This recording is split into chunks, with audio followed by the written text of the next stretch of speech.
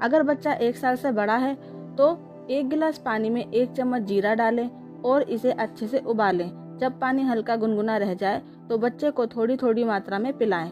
ये उपाय सूखी खांसी के लिए बहुत असरदार है। साथ ही आप गुड़, जीरा और काली मिर्च का काढ़ा भी बना सकते हैं। 2 से 3 चुटकी जीरा, 7 से 8 काली मिर्च और 2 चम्मच गुड़ लें। इसे 1 गिलास पानी में डालकर उबालें। पानी को छानकर हल्का ठंडा करें और बच्चे को दिन में 2 बार पिलाएं।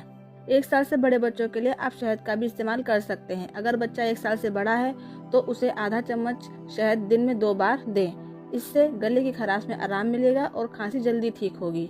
अगर आपको लगता है कि इन उपायों से बच्चे को राहत नहीं मिल रही है तो डॉक्टर से सलाह जरूर लें। खासकर अगर बच्चा बहुत ज्यादा परेशान हो रहा है, सांस लेने में दिक्कत हो रही है और खांसी 7 दिन से ज्यादा बनी हुई है तो अपने डॉक्टर से कंसल्ट करें।